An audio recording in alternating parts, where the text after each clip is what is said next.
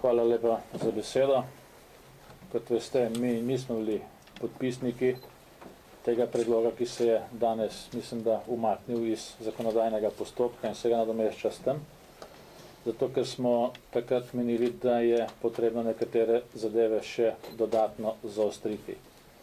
Zdaj, del teh zadev, ki smo jih takrat predlagali, je v tem novem besedilu zakona. Žal nismo dosegli konsenza in dogovora na vseh področjih.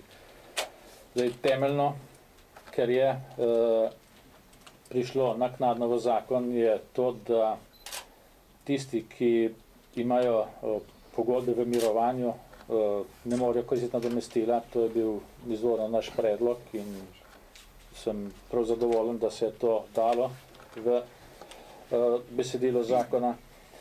Dodatno, kar je v zakonu in kar predsednik tudi ni povedal, pa je nadzorstveni del, to se pravi, da je za izvajanje zakona zadolžen nekdo, to je inšpekcija, ki skrbi za javne uslužbence. In pa dodatno je prišla v zakon tudi kazenska določba. Do sedaj teh dveh zadev v zakonu ni bilo, tako da tudi za kršitelje, ki so bili odkriti, ni bilo pravzaprav nobenih sankcij.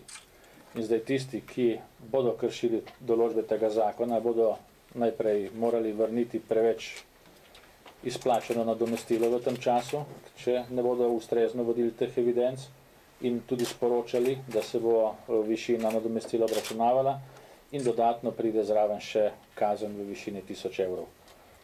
Skratka, s temi dopolnitvami se mi zdi, je zakon precej bolj sistemsko urejen, podoben drugim zakonom, kajti tudi vsi drugi zakoni imajo tako nadzorstveni del, kot del, ki določa kazenske določbe oziroma globe.